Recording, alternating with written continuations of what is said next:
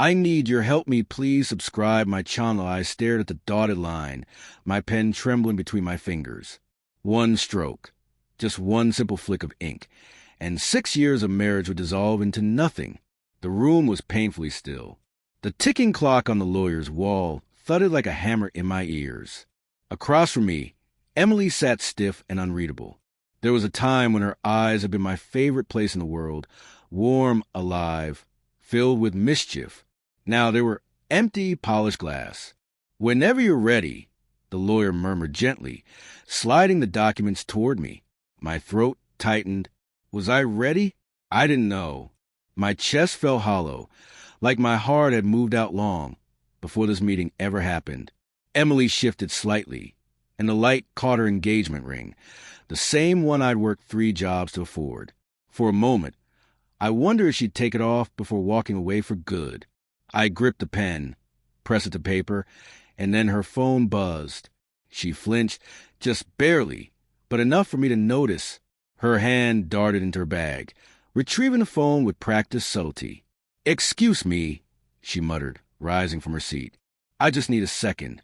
Before I could respond, she was already out the door. Maybe she was texting her sister, maybe her lawyer, or maybe the thought I'd been avoiding for months, the other man. I rubbed my eyes. I should have known. The late nights, the distant smiles, the sudden girls' trips that never included photos. But I didn't want to be that husband, the paranoid one who checks messages and tracks locations. I trusted her. Or maybe I just didn't want the truth. Then I heard her voice outside. Low, urgent. I shouldn't have moved, shouldn't have cared. But something in her tone, soft, almost tender, pulled me from my chair. I opened the door just a crack. Her back faced me, her phone pressed tightly to her ear. "I told you it's almost done," she whispered. "Yeah, I'll meet you tonight once he signs." My stomach turned. Silence. Then her voice again, calm and relieved. "Yeah, I'll be free after this." Finally. That word hit harder than any scream ever could. I closed the door before she could turn around. My chest burned. My legs felt weak. The papers blurred on the table. For a long moment, I stood there staring at my name printed neatly on the last page. Jacob Collins. I'd spent years building a life around that name. Around us. When she returned, her face was smooth, polite, as if she hadn't just shattered everything. "Sorry," she said, slipping her phone into her bag. That was my sister. I forced a smile. "Of course." Her eyes flickered. Maybe she saw something in mine. Maybe not. "Are we doing this?" she asked softly. I nodded and pushed the papers toward her. "You first." She hesitated, then picked up the pen and signed. Her name looked beautiful even in ink. Emily Collins. The same name I'd traced on birthday cards, anniversary notes, and written in the sand that day in Maui when she laughed and said, "Forever." Forever lasted 6 years. When she slid the papers back, she couldn't meet my eyes. I picked up the pen again and froze. Should I confront her? Ask who was on the phone? Demand an explanation that would only make it worse? Instead, I set the pen down. "I'll sign them later," I said quietly, her brow furrowed. "Why?" "I just need a moment to process." She studied me for a beat, then nodded slowly. "Take your time." When she left, she didn't look back. That night, I didn't sleep. I sat in the dark living room, surrounded by ghosts of us. The couch where we'd watch movies, the kitchen counter where she'd dance barefoot, the hallway where we'd argue about bills and kids we never had. Every inch of the house carried her laughter. Now it all felt poisoned. By midnight, I couldn't take it anymore. I drove to her sister's house, the place she claimed she'd been staying for the past week. The driveway was empty. I waited 10 minutes, staring at the dark windows, until headlights appeared in my rearview mirror. Her car. She didn't notice me. She parked, stepped out, still wearing the same dress, and laughed softly into her phone. I rolled my window down just enough to hear. "I told you he didn't suspect a thing," she said, chuckling. He actually looked sad.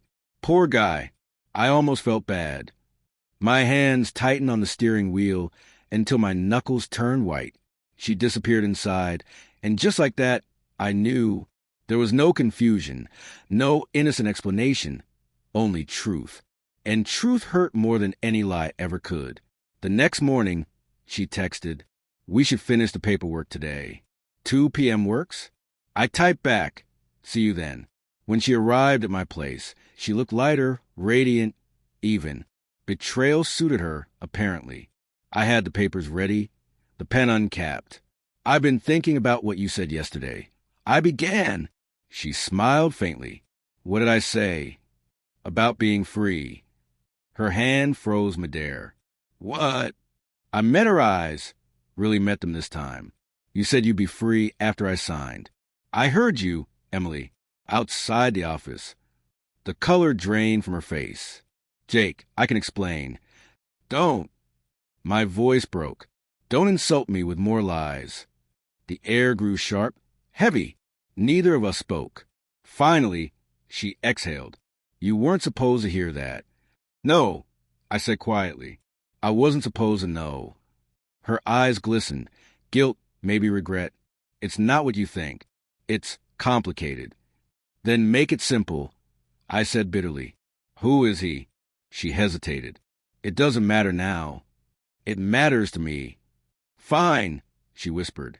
"His name's Ryan. We met at work. It just happened. I didn't plan it." I let out a hollow laugh. "That makes it better?" "No," she murmured, eyes downcast. "It makes me human." "Human?" I snapped. "You didn't just cheat, Emily. You planned this.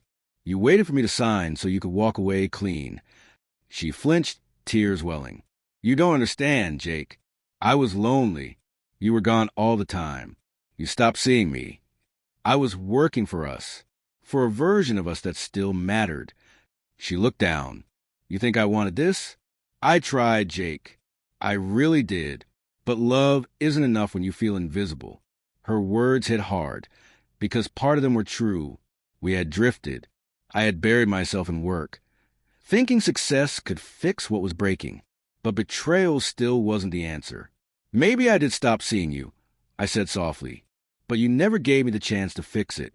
Her gaze softened. "Maybe I didn't want to be fixed." And just like that, it was over. After she left, I sat at the kitchen table staring at the same dotted line, the same pen. This time, I signed.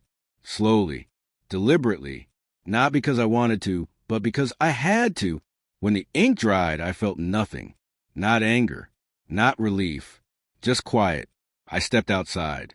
The afternoon sun broke through the clouds, washing the world in pale gold. For the first time in months, the air felt clean. I pulled out my phone, found her last message, "See you at 2," and deleted it. Then I whispered to no one in particular, "You're free now, Emily, but so am I." And I drove away, not from her, but from the ghost of the man I used to be.